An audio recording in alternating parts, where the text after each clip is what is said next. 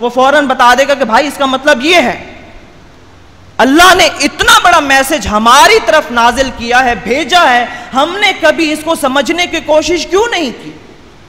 اتنا بڑا میسج، اتنا بڑا پیغام، جس کو نازل ہوتے ہوئے اللہ تعالیٰ نے جس کو نازل کرنے کے لیے حضور کو مبعوث کیا، کہ جس کے لیے بڑی بڑی قربانیاں دی گئیں، کہ جن کے لیے جنگیں لڑی گئیں، آج اس قرآن کو ہم نے پس پش ڈال دیا۔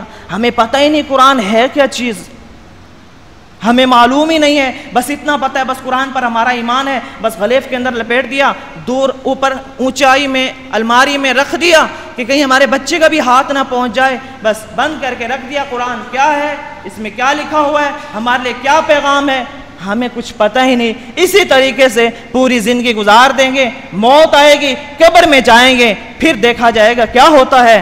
اللہ اکبر، کل قیامت کے دن جب اللہ پوچھے گا کہ میری قرآن کو تم لوگوں نے دنیا میں کیا کر کے رکھا تھا، ہم اللہ کے حضور کس منہ سے کھڑے ہوں گے، ہم اللہ کے سامنے کس منہ سے جائیں گے؟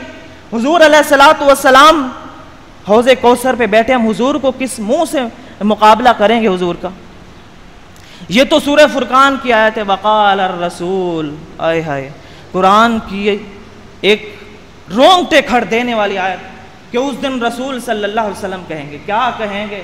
وقال الرسول یا ربی ان قوم اتخذوا هذا القرآن مہجورا، اللہ یہ میری قوم ہے جس نے قرآن کو پس پش ڈال دیا تھا۔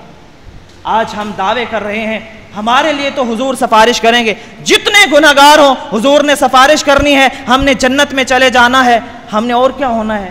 اور یہاں پر حضور امت کے لیے، ان لوگوں کے لیے جو قرآن کو پس پش ڈال چکے ہیں، ان کے خلاف اللہ کے پاس گواہی دے رہے ہیں۔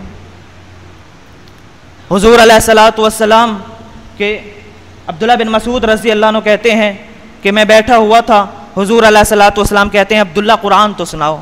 کہنے لگا حضور آپ مجھ سے سننا چاہتے ہیں، حالانکہ قرآن تو آپ پر نازل ہوا۔ فرمایا کہ مجھے دوسروں سے سننا پسند ہے، قرآن تو سنائیں۔ کہتے ہیں میں قرآن پڑھتا گیا، حضور خاموشی سے اور مزے سے سنتے گئے۔ ابی بن کعب رضی اللہ عنہ کہتے ہیں کہ مجھے حضور علیہ الصلوۃ والسلام نے کہا ابی قرآن سناؤ، اللہ نے خواہش کی ہے۔ کہتے ہیں اللہ نے میرا نام لیا ہے؟ کہہ رہے ہاں اللہ نے آپ کا نام لیا۔ کہنے لگے حضور اللہ نے میرا نام لے کر کہا ہے کہ ابی کو کہو قرآن سنائے۔ حضور نے کہا ابی اللہ نے تمہارا نام لے کر کہا ہے۔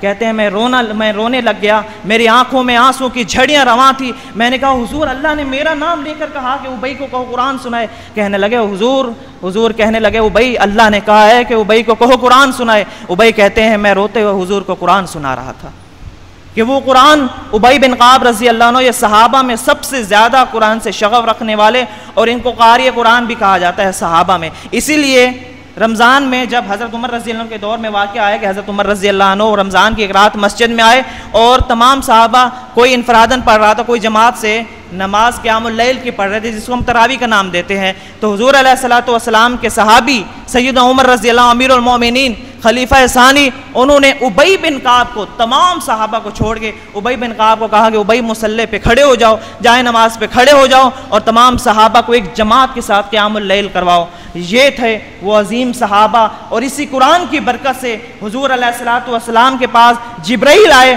جبرائیل نے آ کر پیغام دیا کہ حضور اللہ نے ابی بن کعب کا نام لیا ہے، آپ ابی بن کعب سے فرمائش کیجئے کہ ابی بن کعب اللہ کا قرآن آپ کو سنائیں۔ یہ ہے قرآن، اور جس گھر میں قرآن پڑھا جاتا ہے اس گھر میں برکتیں ہوتی ہیں، برکتیں نازل ہوتی ہیں۔ جس طرح اسید بن خضیر رضی اللہ عنہ کا قصہ سنایا میں نے کہ وہ قرآن پڑھ رہے تھے، حالانکہ انہوں نے تھوڑی دیر قرآن پڑھا تھا، قرآن کی برکت سے آسمان سے فرشتے نازل ہو رہے تھے، اور حضور نے کہا کہ اسید اگر تم قرآن پڑھتے رہتے تو صبح ان فرشتوں کو اہل مدینہ اپنی آنکھوں سے دیکھتے۔ تو یہ کیفیت صرف ان کے ساتھ مخصوص نہیں تھی، اگر یہی قرآن آج بھی ہم اپنے گھر میں پڑھتے ہیں پختہ یقین کے ساتھ، ایمان کے ساتھ، تو آج فرشتے بھی ہمارے گھر میں نازل ہوں گے، اور جب فرشتے ہمارے گھر میں نازل ہوں گے شیاطین بھاگیں گے، جنات بھاگیں گے۔ آج ہمارے ہاں اکثر لوگوں کی پریشانی ہے کہ ہمارے گھر میں برکت نہیں ہے، ہمارے گھر میں جھگڑے بہت ہیں، ہمارے گھر میں جنات کا سایہ ہے، ہمارے گھر میں یہ مسائل ہیں وہ مسائل ہیں۔ یہ مسائل تب تک رہیں گے جب تک ہم قرآن کو اپنے گھر کے اندر نافذ نہیں کرتے۔ اور سیدنا عمر رضی اللہ عنہ فرماتے ہیں کہ یہ وہ قرآن ہے کہ جس کی وجہ سے ان اللہ یرفع بہذا القوام قوما اور یضع بہ آخرین، کہ یہ وہ کتاب ہے کہ جس کی وجہ سے اللہ تعالیٰ نے کئی قوموں کو بلندی عطا کی، اور جن لوگوں نے قرآن کو چھوڑا اللہ تعالیٰ نے ان لوگوں کو زوال پذیر کر دیا، ان کو زوال کی طرف دھکیل دیا۔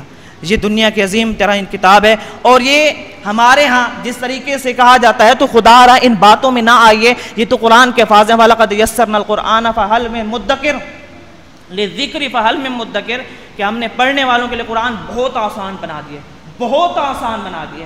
تو خدا را ان لوگوں کے باتوں میں نہ، یہ علماء سو ہیں جو کہتے ہیں او قرآن کو ڈائریکٹ نہیں پڑھو آپ گمراہ ہو جاؤ گے، یا قرآن میں کئی ایسی باتیں ہیں کہ جو آپ کو غلط راستے پہ لے جائیں گے۔ واللہ باللہ یہ پرسوں ایک صاحب نے، ایک بھائی نے بات بتائی ہے کہ مجھے ایک بندے نے کہا ہے کہ بھائی قرآن کو ڈائریکٹ نہیں پڑھو، قرآن پڑھو گے ڈائریکٹ تو کئی چیزیں ایسی ہیں، کئی مقامات ایسے ہیں کہ آپ کو سمجھ نہیں آئے کہ گمراہ ہو جاؤ گے۔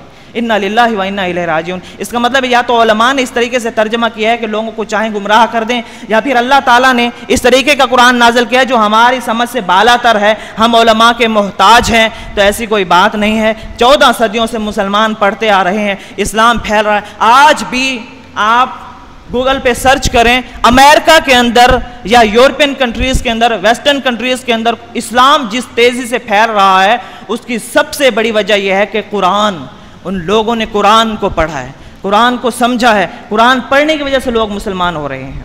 جب اسپین پر مسلمانوں کی حکومت کے بعد مسلمانوں کو قتل عام کیا گیا، مسلمانوں کو اسپین سے نکالا گیا، یہاں تک کہ قرآن پر سخت پابندی تھی، جو شخص قرآن پڑھتے یا جس کے پاس قرآن پایا جاتا تھا اس کو سزائے موت دی جاتی تھی۔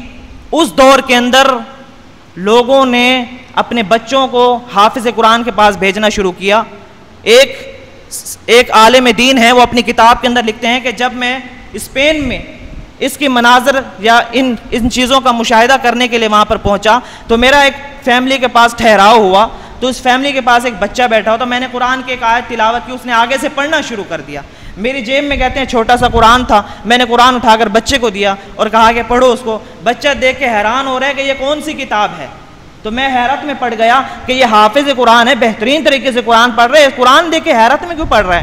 تو اس کی فیملی نے مجھے بتایا، اس کے والدین نے مجھے بتایا کہ اسپین میں قرآن پر سخت پابندی ہے، ہم اپنے بچوں کو جو کھیت میں کسان ہوتے ہیں ان کے پاس بھیجتے ہیں، وہ ہم نے ہمارے بچوں کو قرآن سکھاتے ہیں۔ یعنی اللہ تعالیٰ نے اسپین میں بھی قرآن کی حفاظت کی تو لوگوں کے سینوں میں محفوظ کی۔ یہ 14 صدیوں سے جو قرآن محفوظ آ رہا ہے یہ سینوں سے سینہ بسینہ محفوظ چلتا آ رہا ہے۔ آج آپ دیکھتے ہیں تراویح میں جب امام صاحب قرات کر رہے ہوتے ہیں، امام صاحب کہیں ایک سی چھوٹی سی غلطی کر لیں، پیچھے فوراً لقمہ دے دیا جاتا ہے کہ یہاں یہ پر غلطی ہے۔ کیوں؟ یہ وہ کتاب ہے جس کی اللہ نے حفاظت کی۔ انا نحن نزلنا الذکر و انا لہ لحافظین، یہ قرآن ہم نے نازل کیا ہے، ہم ہی اس کی حفاظت کرنے والے ہیں۔ خدا آ رہا ہے اس قرآن کو پکڑیے، اس قرآن کو تھامیے، اس قرآن کو سمجھیے، اس قرآن کو پڑھیے، اس قرآن پر عمل کیجیے۔ اس کے علاوہ نہ کامیاب زندگی ہے نہ آخرت میں ہم اس کے بغیر کامیاب ہو سکتے ہیں۔ اللہ سے دعا ہے کہ اللہ تعالی ہمیں قرآن پڑھنے اور اس پر عمل کرنے کی توفیق عطا فرمائے۔ آمین۔ وآخر دعوانا ان الحمد للہ رب